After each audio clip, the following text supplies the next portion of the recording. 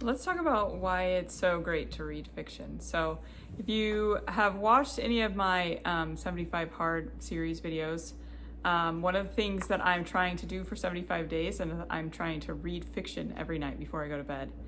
And part of that is because in the original 75 Hard, he encourages you to read a self-help book before you go to bed.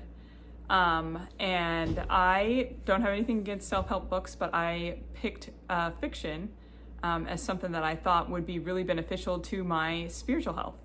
And that might surprise you. You might think, what does fiction have to do with anything? But it actually has a lot of benefits, which I want to talk about. So a few years ago, I read a statistic that said that when you read 6 pages of fiction, it reduces your stress by 60%, which is wild.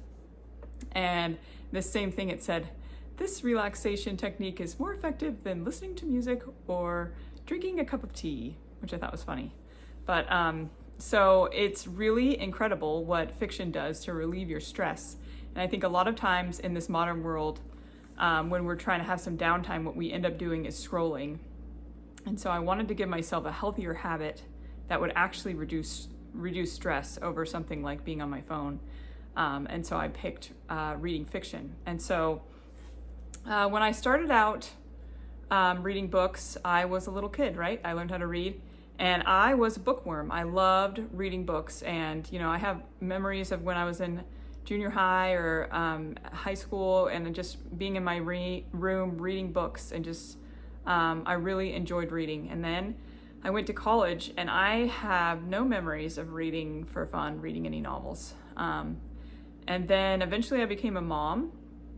And I didn't read for a long time, I don't think. And then, if I did read a book, it would take me a really long time to get through the book.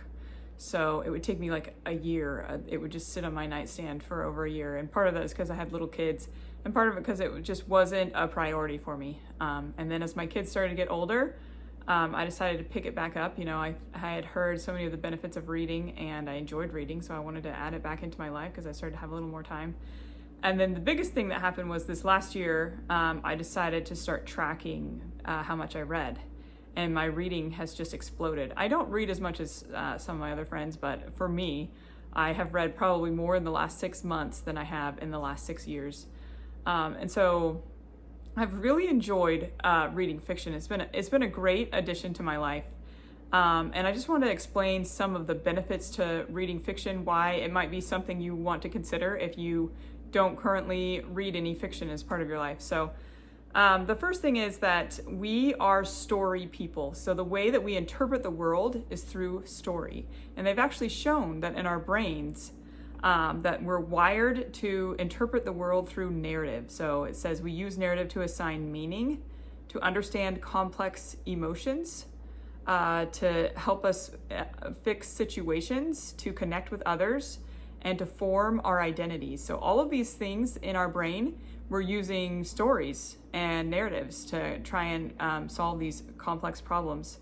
And so you just have to think that, if that's how your brain understands the world, then giving it good inputs, good stories, good narratives is going to help your brain improve and make you a better person. And one thing that happens when you read a book is that you will identify with the protagonist. You will put yourself in the protagonist's shoes, and the lessons that you learn from that are going to affect you more deeply than any self-help book ever could. And it's really cool with books because you can learn so many things about different cultures and different places and be fully immersed in these. So just a couple examples I thought of. I once read this book called Just Mercy, and it's by a guy named Bryan Stevenson. And it's actually a true story, but he wrote it in narrative form. And he's a lawyer, and he was a lawyer for people on death row. And it was just so different from my everyday life. And he was so kind and compassionate, and it just really changed my perspective on that and taught me something in a world that I didn't know anything about it. And so I just loved that. I loved being able to learn lessons from that world. And then another thing I thought of was I read a book about, it's called There's No Such Thing as Bad Weather. And that one is kind of self-help, but it also is told in a narrative form. But she is from Sweden, and she talks about her experience living in Sweden, and then she'd also been in the United States, so she'd kind of seen like the differences between the two. And she just kind of spells out like, hey, this is what we do in Sweden, and this is completely normal in Sweden. And it also helped me because I was just like, wow, I am just so used to where I'm from and what's normal to me. And so to see somebody else's examples of how they live their life, it really changed like some of my habits, because I thought, oh, this is something I could add into my life, because I saw the way that she did it. And also I love to read old books, so books that were written by somebody from a different time period. Not just because I love history, I am interested in history, but because their thought process and the way that they see the world and the customs and things that are normal to them are so different from us. And we, in our world, you know, they might even just mention it in passing. And I've mentioned this in other videos, but you know, in Anne of Green Gables, she talks about just going and visiting her neighbors. Like, it was just part of her everyday walk and talk, is, you know, they'd go and visit somebody. And that's something that's completely lost in our time. It's, you know, if you're going to visit one of your neighbors, you're going to have it planned out and you're going to have the time blocked off and everything. And I just loved like the casual way that they connected with each other and made time for each other and showed how relationships were important. And you pick all of that up by reading a novel. And so when you are putting yourself in the protagonist's shoes, it actually is proven, they've done brain scans when people are doing this, and it's the same part of your brain is lighting up as the part when you are doing something. And so you literally are putting yourself in somebody else's shoes, and the things that you're learning from reading a book are going to sink into your bones, and they're gonna change you, because you are like experiencing this almost in like a first person way, as opposed to, you know, if you just had like a list of things you needed to do to be a better person, that wouldn't impact you the same way that it would if you actually read a book about somebody who's living the way that you want to live. And also, they've shown that you end up believing the way that the character believes. So your ideas change and your beliefs change.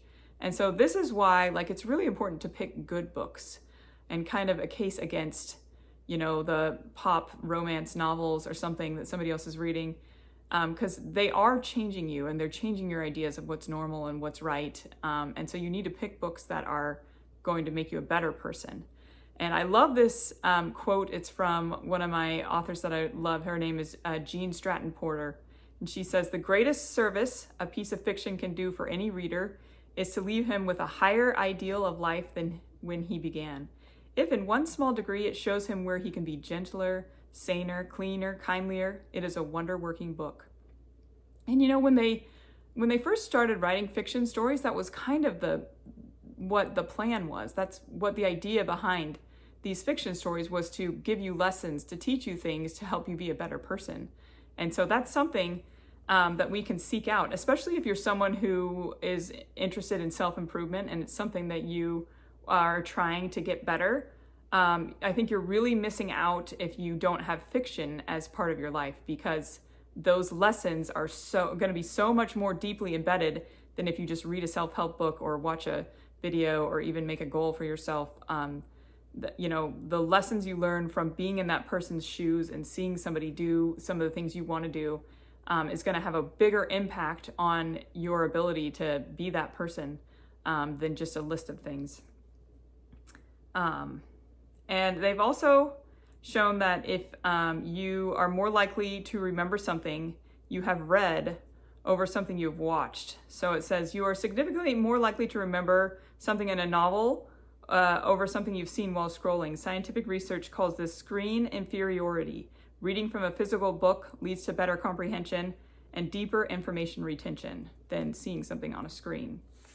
So this is not, you know, if you want to be better, then you need to read it over just see a little clip of it online like that. That's going to stick in your brain over just reading a short or watching a short little thing about it or something like that.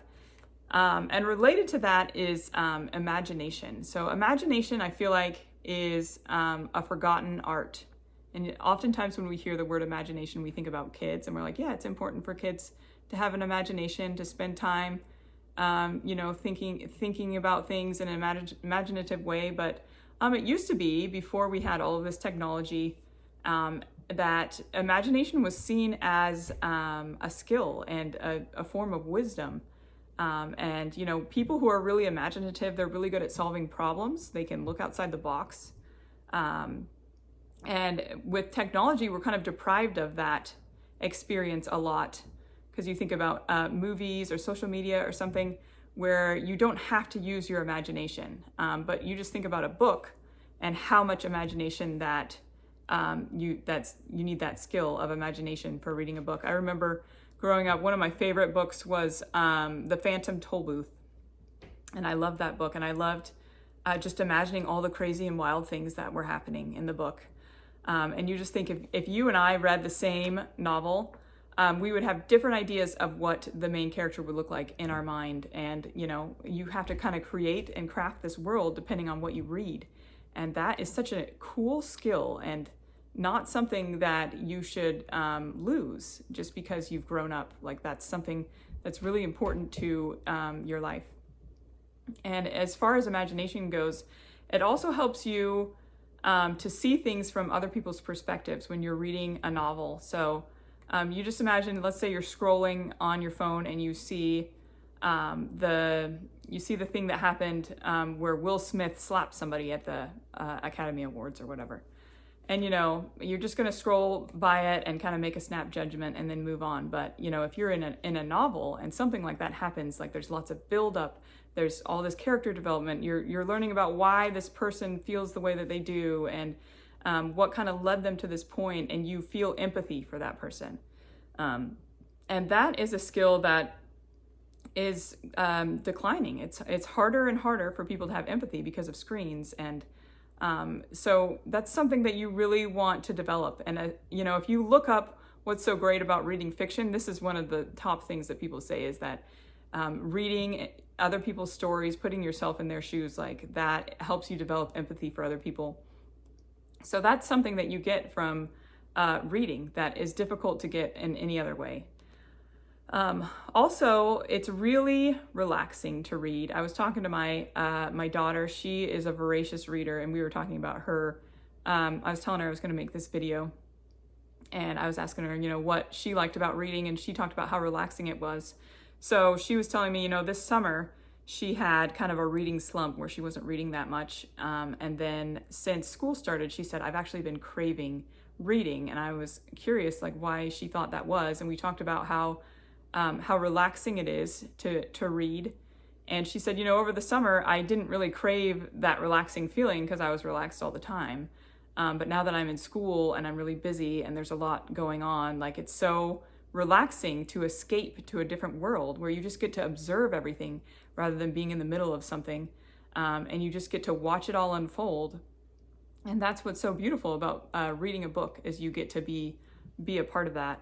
And so it's really special. I also think, if you're somebody who wants to develop kindness, and you're just reading like a list of how to be kind or something, it's going to be way more impactful for you if you are reading a book where the person is being kind.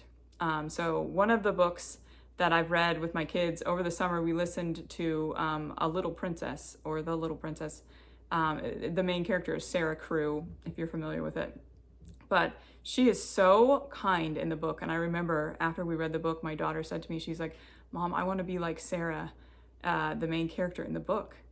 And you just have all of these experiences where, because you're seeing through the eyes of this character, you're seeing them do this kind of thing and this kind of thing, and their thought process behind this, and you are living it out.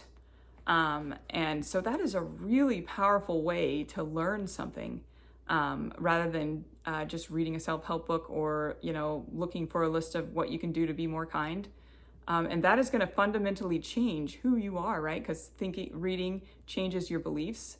And so that's why good fiction is so important to becoming the best version of yourself. And I think the happy endings in books is really one of the most biggest draws and one of the most powerful parts of novels. I was talking to my brother about this. He is a voracious reader as well and also writes. And we were talking about a quote that he loves from Tolkien. And Tolkien talks about how, the